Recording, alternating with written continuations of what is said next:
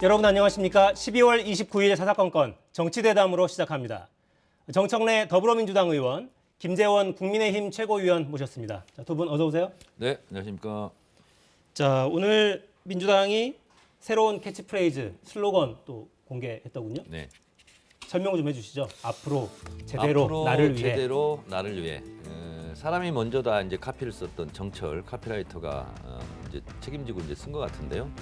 이 제대로라는 말은 제가 두세 달 전부터 이걸로 해야 된다. 이렇게 저도 이제 제대로란 말을 좀 주장을 했었거든요. 의원님 작품이에요, 이게? 아니 그건 아니에요. 네. 근데 제가 이제 이런 유튜브 나가가지고는 제대로 이미지가 있다. 그리고 이제 국민의힘이 자꾸 뒤로 가려고 그러니까 우리는 좀 앞으로 이렇게 했던 것 같아요. 그리고 이 대통령 선거라는 것이 과거 회기나 과거 심판 선거가 아니라 전망 투표, 뭐 미래 비전 투표라고 하지 않습니까? 그러면 나의 삶과 어떤 연관이 있는가?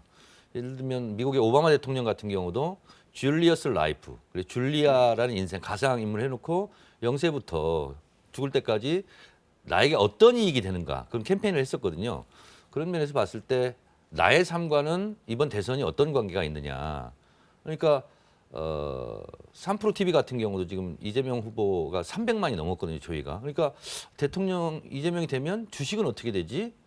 그리고 나의 삶은 어떻게 바뀌지? 이런 데 관심이 많거든요. 그래서 제대로 된 슬로건이다.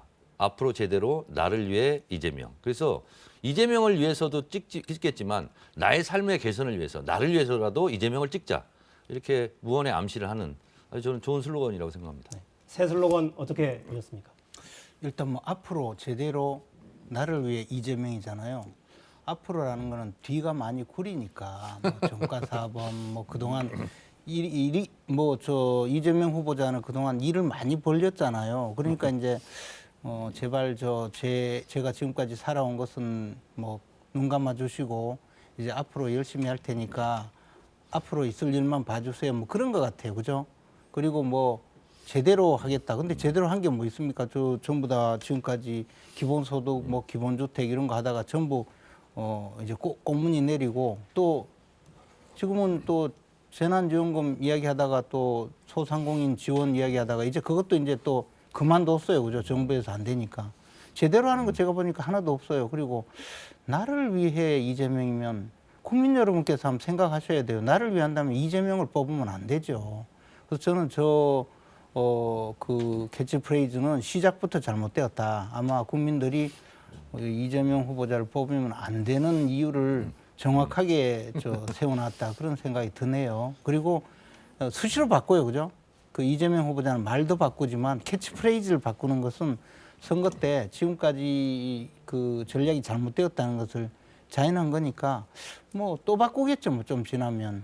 그렇게 생각합니다. 김재원 최고가 지금 기본소득을 비판하셨는데 국민의힘 홈페이지에 들어가 보면 정강 정책이 나와 있습니다. 당 강령의 1조가 기본소득을 한다라고 국민의힘의 슬로건이고 캐치프레이즈예요. 근데 아니 자기들 당원 그 당규 강령에는 기본소득 한다고 써놓고 또 기본소득을 비판하면 그건 자기 눈 찌르는 거 아닙니까? 제가 기본소득을 비판한 것이 아니고 기본소득은 우리 당의 강령에 기본소득을 연구한다고 되어 있어요. 기본소득 도입을. 그렇게 국민의 실제로 안정을 위해서 보장한다고 되어 있죠. 준비를 많이 했죠. 그런데 지금 현 단계에서 증세를 대폭적으로 하지 않고는 어렵다고 보고 장기 과제로 두고 있는데 이재명 후보자는 기본소득을 주장하다가 슬그머니 꽁무니를 내렸어요. 그러면 내리지 않았어요. 네. 제가 이제 말 바꾼 걸 지적한 건데 뭐 안 하기는 뭘 안 해요. 그러니까 이재명 후보자는 선거 때 나와서 캐치프레이즈를 바꾼 역사상 유일한 후보자다. 그런 생각이 드네요. 하여튼 실현하는 후보를 실천하는 후보가 이길 겁니다. 알겠습니다. 네. 네. 캐치프레이즈, 새로운 캐치프레이즈로 오늘 민주당은 제시를 했고요. 최근에 이재명 후보가 부동산 메시지도 많이 내놓죠? 네. 일단 발언들 좀 들어보고 이어가겠습니다. 부동산 정책은 실패한 게 분명하고요. 이렇게 공격할 저는 수는 바꿔야 되는 핵심이 시장 존중이라고 봅니다. 그래서 제가 지금 양도세 중과 한시적 예외 그 얘기를 하는 이유도 세금을 깎아주자는데 목표가 있는 게 아니고 다주택자들이 지금 종부세를 부과받으니까 팔아야 되겠는데 막상 현실로 닥쳤지 않습니까? 그 이전에는 그냥 머릿속에 있었고 팔려고 보니까 양도세 부담이 70% 80% 이렇게 제재 녹취처럼 돼 있는 거죠. 잠깐 풀어주자. 탈출하게. 네, 지금 녹취는 다주택자 양도세 중과 유예 네. 아마 이 내용이 나간 걸로 보이고 오늘 어느 조간은 이재명 후보가 좌우 깜빡이를 동시에 켠다 제목을 좀 이렇게 달았더라고요. 그러니까 부동산 관련 정책이 그 토지이익 배당제를 꺼내면서 한쪽으로는 이제 이 부동산 불로소득 공화국 협파하게 이런 게 같이 나오니까 네. 헷갈리지 않느냐 뭐 이런 지적이 제가 정리해드리면요. 문재인 정부에서 한다고 했지만 부족한 부분이 대표적인 게 이제 부동산 정책이잖아요. 그래서 서울 같은 경우 집값이 폭등하고 이런 부분이 있어서 종합 부동산세라든가 아니면 취득세, 양도세, 거래세 이런 부분은 징벌적으로 뭘 혼내기 위해서 세금을 매기는 것이 아니라 그걸 순기능을 하기 위해서 이제 한다라고 전제를 하고 그런 면에서 핀셋처럼 부족한 부분이 있었다. 예를 들면 이런 거예요. 재난지원금 소상금을 하는데 제가 알아보니까 백화점에서 코너 운영하는 사람들한테는 또 해당이 안 되더라고요. 그럼 거기 불만이 있거든요. 그럼 개선을 해야 되는 거잖아요. 그것처럼 예를 들면 제가 말씀 다 못 드리는데 예를 들면 종부세 같은 경우 이런 거죠. 시골에 있는 고향집이 있어요. 별로 값도 안 나가요. 근데 2주택으로 해서 뭐 중과세를 한다는 거죠. 그거는 좀 계산하지 말자, 빼주자 이런 게 있고요. 또 하나는 부모님한테 갑자기 상속을 받아서 2주택이 됐어요. 2주택으로 하지 말자 또 이런 게 있고요.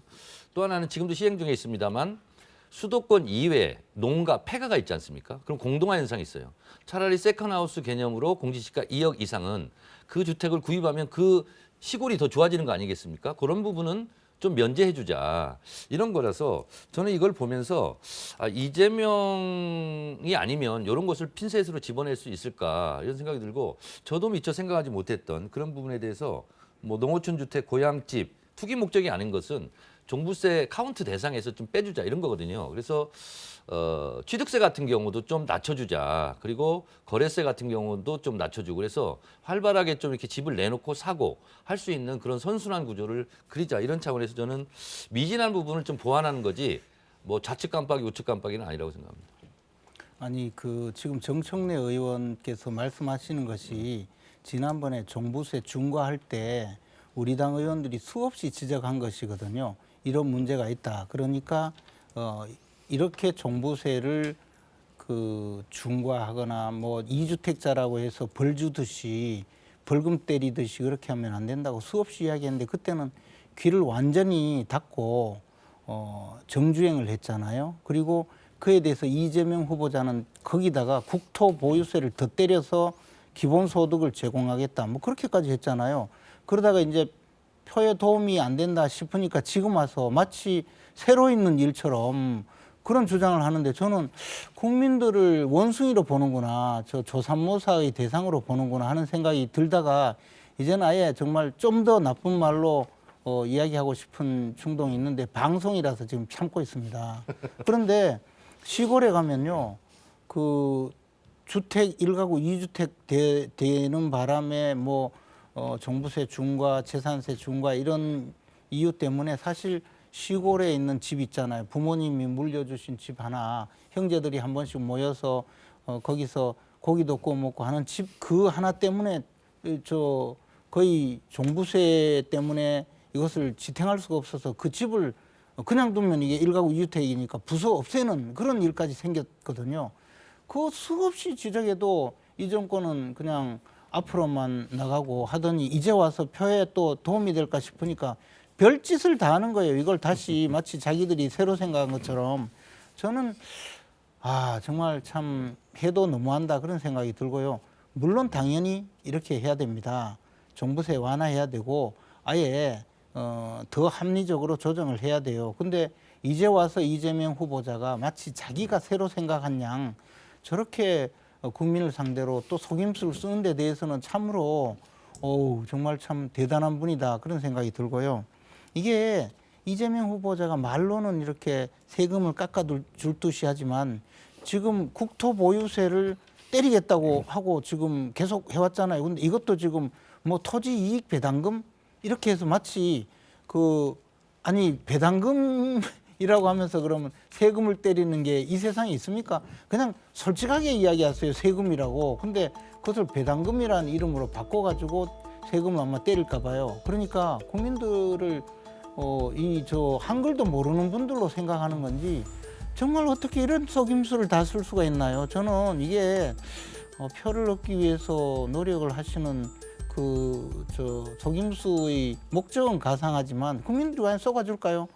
토지익 배당금이란 말에 이거에 무슨 돈 주는 걸로 알아들을까요? 저는 좀 제발 좀 솔직했으면 좋겠어요. 그리고 지금 계속 토지익 또는 부동산 이익에 대해서는 전부 다 세금으로 환수하겠다라고 주장하면서 한편으로는 또 세금 깎아주겠다고 해서 표장사는 그 심보가 너무 나쁘다는 거죠. 차라리 솔직하게 이야기를 하는 게 좋죠. 네. 팩트를 하나 바로잡을 것은 공지시가 2억 미만의 수도권 이외 읍면동 지역의 농가 폐가를 사는 것은 2주택에 포함이 되지 않는 걸로 지금 시행 중에 있습니다. 법이 1월 달에 통과됐어요. 그런 것이고요. 저는 좋은 정부는요. 돈을 많이 버는 사람한테는 세금을 많이 걷고 못 버는 사람한테는 세금을 조금 걷는데 복지 혜택은 세금을 조금 냈지만 어려운 사람들에게 더 많은 복지 혜택을 주는 것이 저는 좋은 정부라고 생각을 합니다. 그러니까 토지 이익 배당금 같은 경우는 실제로 국토의 많은 부분을 소수가 지금 점유하고 있는 건 사실이지 않습니까? 그러면 거기는 세금을 좀 내도 뭐 사는데 지장이 없는 사람들이에요. 그렇게 하고 못 사는 사람들에게 땅이 없고 이런 사람들이지만 거기에 좀 복지 혜택을 가져다 주자 하는 것이 이제 기본 정신이에요. 그리고 아까 말씀드린 거 우리 김재원 최고께서는 뭐 국민의힘이 다 주장했다고 그런 건데 그런 것은 아닌 것 같고요. 그래서 이번에 예를 들면 종중 명의의 주택 그걸 누구 앞으로는 등기 이전해 놨을 거 아닙니까? 그거는 2주택에서 좀 빼주자. 이것은 억울한 분들을 좀 풀어주자는 거고요. 그리고 전통 보존 고택 같은 경우도 내가 갖고 싶어도 팔고 싶어도 못 파는 거잖아요. 근데 그런 경우도 2주택에서 좀 제외하자. 그래서 종부세 대상을 좀 해서 억울하게 당했던 사람들 이런 부분. 그리고 예를 들면 어르신이 뭐 3, 40년 보유하고 있어요. 팔 생각도 없고. 근데 어쨌든 집값이 올라가지고 종부세 대상이 되면 그런 건 좀 할인 혜택을 주자. 저는 이것이 미처 못 살핀 부분이다 하더라도 대선 후보가 새로 살펴서 그렇게 하겠다 하는 것은 너무나 당연한 선거운동이지 않겠습니까? 근데 이제 이게 지금은 표 얻기 위해서 저렇게 한번 슬쩍이 내놓을 텐데 이재명 후보자의 평소 성향으로 보면 이제 선거만 끝나면 2배를 때리고 3배를 때리겠다고 나올 그런 분이거든요. 국민들이 그래 쉽게 속겠습니까? 그리고 지금 말씀하신 있잖아요. 예를 들어 종중 토지 건물 이런 거 있잖아요. 그것은 이미 명의 신탁의 대상으로 되어 있기 때문에 표시가 되어 있습니다. 그러니까 지금 대상도 아닌 걸 마치 대상인 것처럼 끌어들여서 또 무슨 혜택을 주는 양 그것도 또 속임수를 쓰시는 것 같아요. 제발 그렇게 하지 마시고 정확하게 이야기하세요. 그리고 아까 뭐 국민의힘이 그런 이야기 안 했다고 하는데 아니 저도 이야기했고요. 그다음에 석기록 보세요 다 국민의힘만 했어요. 얘기했냐고요. 그 얘기예요. 그리고 좀 이렇게 너무 심술 부리지 마세요. 민주당의 네. 의원들은 더 세게 토지세를 부과해야 된다고 주장만 하셨죠. 그리고 지금까지 뭐 아파트값 잡겠다고 한 것이 뭡니까? 아파트 보유자 다 죄인 취급하고 주택 새로 구입하는 사람들 전부 대출 막아서 결국에는 그것도 죄인 취급하고 심지어는 전세금 대출도 못하게 했잖아요. 이런 나라가 어디 있습니까? 네. 대출은 지난번에도 계속 완화하고요. 그리고 지금 이제 3040들이 새로 주택 구입하는데 실제로는 대출을 못 받으니까 대출이 많이 막혔던 부분에서 지난번에 국회에서 완화를 했습니다. 그래서 그런 부분은 서서히 지금 국민들이 원하는 대로 지금 정책을 하고 있다라는 말씀드립니다. 네. 특히나 이 서울 수도권은 집값이 비싸서 많은 분들이 이 문제는 관심 있게 지켜보고 있을 네. 것 같아요. 네. 정말로 속이는 건지 아니면 문제 있는 부분들을 핀셋으로 이렇게 추려내서 잘 붙이는 건지. 살았습니까? 왜 그러세요, 자꾸? 좀 아니 믿어주세요. 좀. 속고 살아왔다기보다 지금 속이기 시작한다는 거죠. 지금까지는 막 폭압적으로 부동산 정책을 하다가 안 되니까 이제는 잠시 국민들을 상대로 속임수를 써서 표장사하고 있다 그 이야기죠. 국민들이 그런 걸 속을 분들도 아니고 국민들을 너무 그렇게 하지 마세요. 우리 위대한 그러니까 안 국민들은 다 속는다, 이 알아듣습니다. 말이죠. 이재명에게 속지 말아야 된다 그 이야기를 하는 거잖아요. 네, 국민들이 보고 판단을 하시겠죠. 자, 민주당 오늘 이런 행사도 있었어요. 이재명 대선 후보가 이낙연 전 대표와 외부 일정 함께했습니다. 지난번에 손잡고 외부 공식 일정은 오늘이 처음이었습니다. 영상 보겠습니다. 신복지를 우리 선대위의 이제 핵심 정책 과제로 목표로 삼아서 이제 앞으로 신복지위원회가 본격적인 활동을 하게 됩니다. 내년 3월 9일은 정말로 중요한 역사적인 분기점이 될 겁니다. 과거로 갈 것인지 미래로 갈 것인지, 무능한 보복에 매달릴 것인지 유능하게 국민의 미래를 만들어 나갈 것인지, 그 점에서 우리 민주개혁 진영이 오직 국민, 정말 오직 나라라는 생각 하나로 반드시 우리가 이겨내야 된다고 생각합니다. 삶의 최저 기준을 보장하고 중산층 수준의 적정 기준을 지향하자는 것입니다. 국제노동기구 ILO와 세계은행이 2015년에 제창한 보편적 사회보호 구상을 대한민국에 맞게 구체화한 것이 바로 신복지입니다. 신복지야말로 민주당이 재집권의 준비를 갖춘 정당임을 가장 확실하게 보여줍니다. 시대는 준비된 수권 정당을 필요로 합니다. 민주당이 가장 잘 준비되어 있습니다. 이 신복지는 이낙연 전 대표가 경선 과정에서 꺼냈던 공약인데 이재명 후보가 이제는 이재명 캠프의 공약으로 공식적으로 제시를 했어요. 어떤 내용인지 이야기를 좀 해주실까요? 그러니까 최소 생활 보장에서 벗어나서 적정 생활 보장으로 발전해야 한다. 이렇게 이야기했네요. 우선 이제 이낙연 전 대표가 국가비전위원회 공동위원장을 맡고 또 신복지가 본인의 경선 트레이드 마크였는데 그걸 이재명 후보가 받아 안아서 이제 하는 거죠. 그래서 국민의 기초 생활권을 좀 보장해주자 법적으로 제도적으로 이제 이런 측면이고요. 그래서 저희들로서는 국민의힘은 어떻게 생각할지 모르겠지만 저희는 2등 후보이지 않았습니까? 이낙연 전 대표가. 그래서 합류를 했고. 근데 저쪽 2등 후보였던 홍준표 전 대표는 사이드에서 지금 윤석열 지금 뒷서 공격하고 있고. 그리고 정세균 전 총리도 후원회장을 맡았어요. 이재명. 그래서 저희는 지금 찰떡선대위를 가고 있고 죄송합니다만 저쪽은 이제 콩가루 선대위예요. 당대표도 빠져 있고 당대표가 또 윤석열 후보를 공격하고 있고 또 서로 싸우고 있고 그런 면에서 봤을 때 신복지는 뭐 새로운 것이 아니고 계속 주장했던 것이기 때문에 이재명 후보하고 더 화학적으로 결합했다 하는 하나의 증거이고요. 그리고 오늘 이제 이낙연 전 대표도 그렇고 이재명 후보도 그렇고 지금 사실 저희들로서는 서울이 좀 약간 좀 취약 지역이고 그래서 서울의 맞춤형 공약 그런 걸 막 내고 있어요. 예를 들면 취득세 감면 같은 경우 생애 최초로 주택을 구매할 때 50% 취득세를 감면하는데 그 기준도 4억에서 6억으로 소득세 그리고 지방 같은 경우 3억에서 5억으로 이렇게 좀 상향 조정해서 혜택을 좀 골고루 하자. 이런 게 이제 뭐 예를 들면 기초생활보장이라든가 기본소득이라든가 이런 정신에 다 맞아 있는 거거든요. 그래서 아마 이낙연 전 대표가 경선 때 했던 여러 가지 본인 정책들을 계속 이제 이재명 후보의 이름으로 입으로 발표를 계속 할 것 같습니다. 일단 저 신복지가 뭔지는 뭐 잘 모르겠지만 결국 적정 생활을 보장해 준다고 하려면 세금을 엄청나게 때려야 될 텐데 또 이제 지금 세금을 깎아주겠다는 식으로 이야기를 하잖아요. 지금 말씀하신 뭐 생애 첫 주택은 그 취득세, 등록세 그 좀 취득세. 깎아준다는 거죠. 네.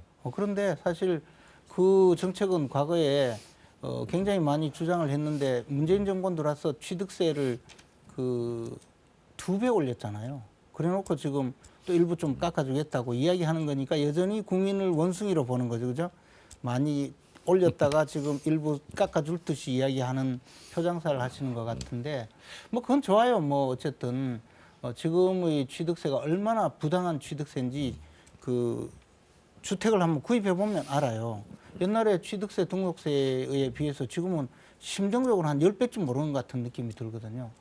그리고 이재명 후보자는 오늘 보니까 특이양양하게 모습이 보이고 그동안에 저 염색도 하셔서 상당히 모습이 좋은데 이낙연 전 대표는 보니까 머리도 안 감으신 건지 저렇게 초췌하게 나오셔서 목소리도 기어 들어가는 목소리로 곱슬머리예요. 저렇게 하시니까 제가 보니까 아이고 정말 오기 싫은 자리에 억지로 끌려 나오셨구나. 참 안 됐다는 느낌이 들었어요. 지금 관심법입니까? 아니 저 보세요 지금. 아이고 참 그래서 아주 참 안 알겠습니다. 됐다는 생각이 네. 드네요. 이게 아무리 물론 뭐 마음이 이낙연 전 대표도 합류하면 좋겠다고 하지만 오기 싫은 자리에 오셔서 그런지 아니, 너무 오기 싫은데 저렇게 너무 안 돼 보이네요. 왔겠습니까? 참. 그리고 그 국민의힘은요 계속 그 사과 같은 것만 하지 말고 하여튼 정책을 발표하세요. 정책 얼마나 발표 많이 합니까? 맨날 네. 사과만 하지 말고. 신복지 공약 이야기를 하자고 했더니 다른 이야기만 계속 나와서 자연스럽게 국민의힘 상황으로 넘어가 보죠. 윤석열 대선 후보는 오늘부터 2박 3일 일정으로 대구 경북 갔습니다. 현지 발언 직접 들어보시겠습니다. 제가 지금 원전을 더 확대한다는 것이 아니고 3, 4, 5기는 중단된 거니까 이거는 계속 진행을 하고 그다음에 앞으로 1차 사용 허가 기간이 만료된 것들을 안전성 검토를 통해서 재사용 여부를 결정하는 것이고요. 이재명 후보도 지금 2017년 2월부터 시작해서 대선 캠페인 할 때부터 소위 진보의 표를 모으기 위해서 환경단체 주장을 무조건 맹목적으로 받아들여서 탈원전만이 정답이라고 수차 외쳐왔어요. 그런데 이게 아무래도 탄소 중립에 이게 좀 문제가 있으니 탈원전 폐기라는 말은 못하고 다시 애매하게 난 감원전이라는 말은 새로 아마 조어를 하신 모양인데 좀 그 내용을 구체적으로 좀 한번 물어보십시오. 우리 기자분들께서. 네, 현지 발언이 조금 톤을 올리기로 했나 봐요. 선대위에서. 조금 세게 나오는 듯한 인상을 봤는데 감원전 이런 주장에 대해서도 정면으로 비판을 하고 있네요. 일단 탈원전 정책이 얼마나 그 무모하고 비합리적인 정책이었는지는 충분히 드러나고 있거든요. 이제는 문재인 대통령조차 외국에 가서는 원전을 수출하겠다 뭐 그런 이야기를 할 정도로 스스로 자신의 그 공약과 그 공약의 이행 과정에서 빚어진 수많은 문제점에 대해서 인정하지 않을 수 없는 상황이 된 거죠. 이것이 바로 그 영화 뭐 판도라인가요? 그 영화 한번 보고 함부로 결정을 해서 끊임없이 그 나라 경제를 멍들게 하고 원전 산업을 완전히 망가뜨린 이러한 그 문재인 정권의 탈원전 정책을 다시 정상으로 돌려놓지 않고는 우리나라 산업 전체에 문제가 제기될 것이라는 인식에서 지금 저런 주장을 하고 또 특히 한울 원전 같은 경우에는요, 한울 3, 4기 같은 경우에는 건설하고 있다가 지금 중단시켰어요. 그래서 엄청난 문제가 생기고 있고 월성원전 1호기는 강제 폐쇄를 하는 바람에 지금 산업부 장관이 재판받고 있잖아요. 많은 공무원들이 그 처벌을 받았고 이런 정도의 잘못된 정책을 돌려놓는 것은 지극히 정상적인 일이죠. 현장에 가서 울진에 가서 그 지금 현장감 있게 이야기를 하니까 조금 톤이 올라간 거죠. 네. 우리나라가 지금 전 세계 국방력에서 세계 6위거든요. 근데 전쟁도 안 일어나는데 왜 자꾸 국방비를 쓰냐 이렇게 비판하면 안 되는 거죠. 만약의 사태에 대해서 전쟁 억지력이 있는 거죠. 그래서 이런 말이 있어요. 재난 재앙에 대해서는 늑장 대응보다 과잉 대응이 오히려 낫다. 한번 그 먼 일이 터지면 너무나 피해가 크기 때문에 그런 면에서 탈원전이라는 것은 후쿠시마 같은 경우 한번 보세요. 얼마나 지금 수십 년 동안 고생하고 있지 않습니까? 체르노빌도 그렇고. 그래서 탈원전 정책은요. 원전을 없애자는 것이 앞으로 70년의 과제였고요. 문재인 정부 때는 오히려 원전이 늘어나게 돼 있어요. 그래서 그런 부분에 대해서 장기 목표를 세운 것이고요. 그런데 이제 이재명 후보 같은 경우는 아니 실제로 문재인 정부에는 원전이 더 늘어나는데 예전에 계획된 거기 때문에 그리고 70년 과제인데 마치 지금 당장 모든 걸 다 때려부수는 것처럼 인식이 돼 있다. 그러니까 서서히 이것을 좀 줄여나가자, 소프트 랜딩하자 하는 차원에서 감원전이란 네이밍을 했는데 저는 이것은 잘했다고 봅니다. 그래서 이 부분에 대해서 국민의힘에서 비판할 수 있어요. 비판의 자유가 있으니까. 그러면 우리는 그럼 어떻게 하겠다. 이걸 가지고 TV 토론을 했으면 좋겠어요. TV 토론 피하지 말고. 알겠습니다. 이 TV 토론 하려면요, 딱 한 가지만 약속하면 될 것 같아요. 저한테는 거짓말 안 하겠다. 뭐 하여튼 나오시면 거짓말 하시니까 말 맨날 바꾸잖아요. 그러니까 국민들을 상대로 속임수를 자꾸 쓰면 되나요? 그것만 안 하시면. 거짓말로 치면 윤석열 후보가 몇 배는 더 하는 것 같아요. 네, 알겠습니다. 자, 정리하겠습니다. 이 전력 문제는 전력 수급 기본 계획이라서 굉장히 장기적인 계획을 가지고 가죠. 이 문제는 얼마든지 정책 토론을 할 수 있는 주제라고 생각이 되니까요. 기회가 있겠죠. 자, 이 영상 한번 보시죠. 국민의힘 새시대위원회에서 자기 별도 유튜브 채널이 있어요. 거기에 이 영상 공개했습니다. 윤석열 후보 인터뷰 영상 보시죠. 소위 초과이익 환수와 관련된 그 인물들이 지금 연거푸 자살을 했지 않습니까? 이 수사에 대한 압박 때문에 자살하는 경우가 많은데 지금 수사를 안 하잖아요.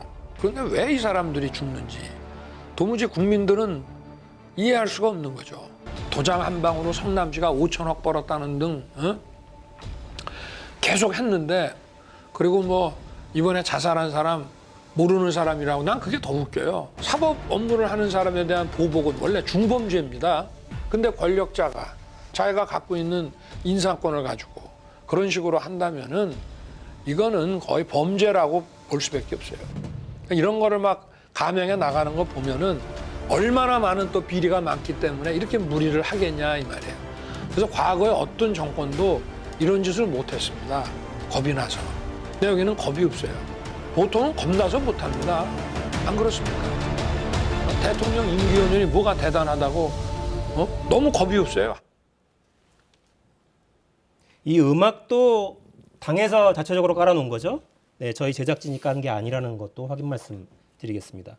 이 영상을 보면 그러니까 앞부분은 대장동 수사의 문제점을 그 윤석열 후보가 지적하는 내용인데 뒷부분에 가면 아 이렇기 때문에 윤석열 후보가 출마를 한 건가 싶은 대목들도 있어요. 이 영상은 어떤 경위로 제작이 되는지 혹시 알고 계십니까? 저는 뭐 그 당에서 나오는 모든 홍보물을 다 관리하는 입장에 있지 않아서 어떤 경위로 저런 영상을 제작했는지는 잘 모르지만 저 내용에 대해서는 충분히 이해하고 있습니다. 어쨌든 그 단순히 대장동 사건 하나뿐만 아니라 지금 대장동 사건에 관련된 핵심 실무자들이 전부 유명을 달리하고 있거든요. 그리고 그분 또 돌아가신 분의 두 분의 직속 상관은 교도소가 있는 유동규이고 그 유동규의 직속 상관은 바로 당시 성남시장이던 이재명 후보자예요. 그러면 저 두 분의 그 목숨을 앗아간 그 사건이 바로 대장동 사건에서 화천대유 측에 소위 상상할 수 없을 만큼의 부당한 이익을 안겨준 초과이익 환수 규정 삭제와 관련된 분들이거든요. 그러면 그 수사를 결국 하던 과정에 저분들이 유명을 달리했는데 그로 인해서 제일 가장 확실하게 이익을 얻은 분은 누구일까? 어차피 유동규는 교도소가 있으니까 나머지 한 분이라고 봐요. 그분이 지금 대통령 후보자거든요. 그런 느낌을 갖고 있으면 뭔가 두렵지 않습니까? 그러니까 수사를 많이 해본 윤석열 후보자로서는 아마 저런 안타까움에 이런 그 인사권자가 지금 전혀 죄를 뉘우치지도 않고 오히려 거짓말을 해가면서 대장동 개발은 당군 이래에 가장 잘된 사업이라고 국민을 상대로 속임수까지 써가면서 대통령 후보로 나와 있는 이 현실에 대해서 경종을 울리기 위해서 아마 저런 강한 이야기를 하지 않았나. 그래서 확정적 중범죄자라고 이야기한 것도 저는 충분히 이해가 갔습니다. 그래서 이 문제는요, 이제 좀 더 진실이 밝혀지겠지만 우리는 대통령 선거가 끝나든 뭐 안 끝나든 이 문제에 대해서는 끝까지 파헤쳐서 죄를 지은 분들은 엄히 처벌해야 된다고 생각합니다. 네. 대장동 관련해서는요. 돈 받아 먹은 사람들이 범인이다라고 생각을 하고요. 그리고 선거 과정 속에서 네거티브를 하는 자가 캥기는 자다 이렇게 생각을 합니다. 김건희 씨 대남편 사과가 있었던 날 제가 어떤 유튜브에서 아마 윤석열 후보 쪽에서는 네거티브로 나올 것 같다 이렇게 제가 예측을 했는데 아니나 다를까 그 다음 날 대장동 가서 세게 네거티브를 하더라고요. 그래서 역시 예측대로 가는구나 이런 생각을 했는데 적어도 윤석열 후보는 수사 과정 속에서 누가 죽었네 뭐 이런 얘기를 할 자격이 없어요. 왜냐? 국민의힘 경선 과정에서 홍준표 전 대표가 이걸 가지고 굉장히 윤석열 후보를 공격했습니다. 윤석열 후보가 서울중앙지검장 검찰총장 하면서 중간에 수사받다가 극단적인 선택을 한 사람이 얼마나 많은 줄 아냐. 그러면서 쭉 그때 얘기를 했어요. 제가 몇 명인지는 정확하게 기억이 안 나는데 근데 거기에 대해서 홍준표 대표가 저런 영상을 보고 있으면 무슨 생각이 들까? 또 그 한마디 쓰지 않을까 이런 생각이 좀 드네요. 그 당신은 그런 말을 할 자격이 없다고. 그래서 자기가 자신 있는 부분을 좀 얘기하면 돼요. 그 3프로 TV에 윤석열 후보 댓글이 뭔지 아닙니까? 주된 내용이 모르는 게 없는 후보와 아는 게 없는 후보의 대결이다. 누가 이기겠는가? 이런 것을 국민의힘에서 좀 겸허하게 좀 받아들였으면 좋겠어요. 3프로 TV 제가 이제 보니까 초기부터 이재명 후보는 주식 투자를 한 사람이고 윤석열 후보는 공직자니까 주식 투자가 금지되어 있는 사람이라서 주식 투자를 하지 않은 그런 사람이에요. 그래서 이제 증권 시장의 전반적인 정책에 대해서 이야기를 했는데 역시 주식 투자를 해서 돈 벌어 봤던 이재명 후보자가 주식에 대해서 가장 잘 알더라고요. 그분이 첫 번째로 주식 투자한 게 작전주에 투자를 해가지고 작전주라는 게 이제 주가 조작 사범들을 도이치모터스하고는 관계가 다른 거죠. 그게. 그렇죠. 그래서 이재명 후보자가 처음으로 자기 친구 지인들이 그 개입한 이 작전주 그 사람들도 아마 들키질 않아서 교도소는 안 간 것 같은데 이 작전주에 그 가치 투자를 해서 돈을 많이 벌었다. 그런데 특이한 게요. 자기는 몰랐으니까 뭐 고의가 없으니까 공범은 아니다 이렇게 주장하는데 중간에 작전주를 사서 이제 주가 조작범들이 주식 투자를 한 걸 같이 사서 자기가 먼저 팔아달라 그래요. 막 팔았는데 팔고 나서 주가가 떨어졌다 그랬잖아요. 그건 뭐냐면 전형적으로 작전주에 공동으로 개입해서 주가 조작범들한테 올라타서 이 사람들보다 일찍 빠져나와서 더 이익을 취한 분이거든요. 그러니까 역시 제가 보기에는 그 주가 조작범들보다도 더 위에 있는 분이에요. 그러니까 주식 투자 현장을 너무나 잘하는 거예요. 저는 그걸 보고 야 고수다. 어떻게 저 정도의 증권 조작 그 범들하고 같이 어울려서 더 이익을 취할 수 있을까? 그거는요. 정말 처벌받아야 될 범죄예요. 근데 이제 공소시효가 완성됐다 그러더라고요. 물어보니까. 그래서 저는 지금 자꾸 뭐 아는 사람 모르는 사람 이야기하는데 알아도 이런 것만 나니까 문제죠. 어떻게 그러면 하여튼 그리고 도이치모터스 주가 조작 이야기하는데 그렇게 주가 조작이라고 1년 8개월 동안 없는 죄 뒤집어 씌우려다가 결국에 지금 이 정권에서 가장 믿는 이정수 검사장에게 맡겨서 또는 그 전에 이성윤 검사장에서 맡겨서 1년 8개월 동안 없는 죄 다 뒤집어 씌우려고 하다가 결국은 이게 안 되고 무혐의 처분을 하려니까 이제 박범계 장관이 나서서 지금 이 무혐의 처분을 못하게 하잖아요. 말을 그러니까 너무 길게 하시네. 이분들은 보니까 다른 사람의 행위에 대해서는 뭐든지 다 죄를 뒤집어 씌우려고 하고 네. 자기는 지은 죄를 그냥 숨기기에 급급해요. 알겠습니다.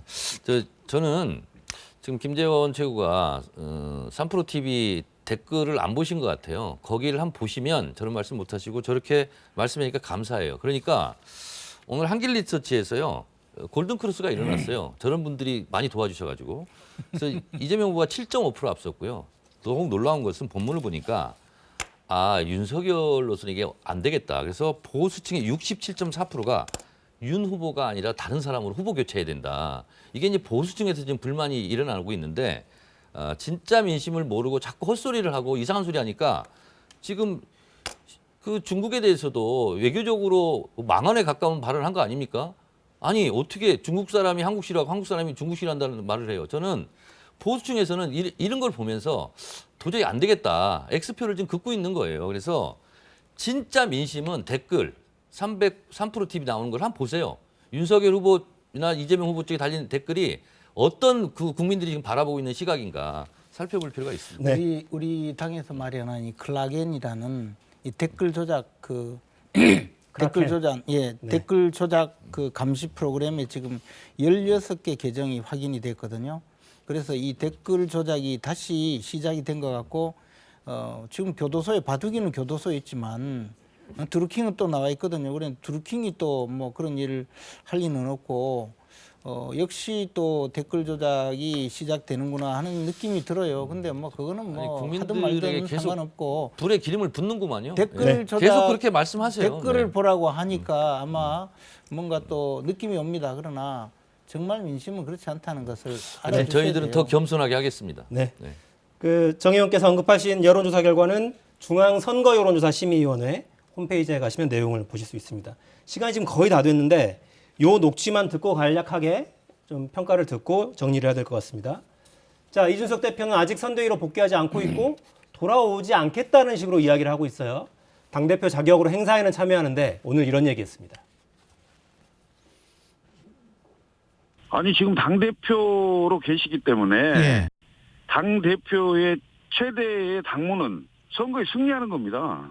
그래서 당 대표로 있으면서도 얼마든지 역할을 할 수가 있고요. 오히려 중요한 건 후보님께서 당 대표와 함께 정말 런닝메이트 개념으로 이 선거를 치룰 것인가. 이건 후보님의 입장과 뜻이 중요하다 이렇게 생각합니다. 요즘 선대위가 뭐 어떤 개편 과정을 겪고 있는지 제가 자세히는 모르겠습니다만은 요즘 자다가 악몽을 많이 꾸는 게 그 털이 깎이는 메모드 하나가 자꾸 저를 쫓아오는 꾸게 되는 것 같은데 이게 선대위인지 이준석 대책위원인지 모르는 상황으로 가지 말고 저는 선대위 참여를 하지 않겠다고 선을 그은 상황 속에서 이게 선대위가 이준석 대책위가 돼가지고 이렇게 굴러가는 것이 당을 책임진 당대표 입장에서 상당히 민망하고 또 국민과 당원들께 죄송스럽습니다. 그렇기 때문에 이준석 대책보다는 선거 대책에 집중해 줬으면 좋겠다 이런 생각입니다. 선대위는 그냥 이준석 대표 없이 굴러가는 건가요? 아니 이준석 대표가 하루빨리 복귀하도록 저희들은 뭐 모든 조치를 다 하고 있습니다. 그리고 이준석 대표도 조금씩 뭐 말씀이 달라지시기는 하는데 기본적으로 도대체 선대위에 무엇을 요구하는지 그 점은 조금 분명하게 이야기하면 좋겠다는 생각이 들어요. 처음에 상임 그 선거대책위원장을 그만둘 때는 조수진 공보단장이 나가달라. 그렇지 않으면 내가 나가겠다 해서 사퇴한 거거든요. 그리고 나서 이제 사퇴하고 나서 뭐 선대위 해체하라는 이야기도 하고 뭐 누구를 뭐 또 교체하라 여러 가지 이야기를 했는데 이 모든 그 선거대책위원회 또는 당무 전반에 대해서는 총괄선대위원장이 당헌 당규에 따라서 지금 당무 전반을 통할 조정하고 네. 선거대책기구를 총괄 지휘하도록 되어 있기 때문에 김종인 위원장에게 자신의 요구사항을 좀 잘 이야기하고 그렇게 해서 복귀하시는 게 좋지 않을까 생각합니다. 직접 김종인 위원장을 만나서 이야기를 하라. 지난번 당무거부 사태 때 같은 경우는 이준석의 승리였죠.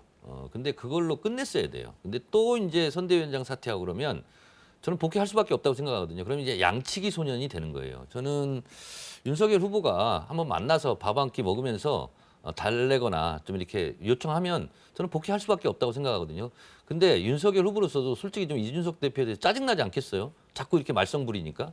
그런데 결국은 윤석열 후보가 전화해서 만나자고 해서 거기서 저는 봉합하고 복귀할 수밖에 없다 그렇게 생각합니다. 어차피 결국은 내일 돌아오게 될 오전에 것이다. 김종인 위원장과 이준석 대표는 내일 오전에 만나게 되어 있어요. 그렇기 때문에 뭐 제가 보기에는 그 충분히 이야기를 하지 않을까 좀 생각합니다. 잘 단합해서 하시기 바랍니다. 네. 알겠습니다. 마무리하겠습니다. 김재원 최고위원, 정청래 의원이었습니다. 두 분 고맙습니다.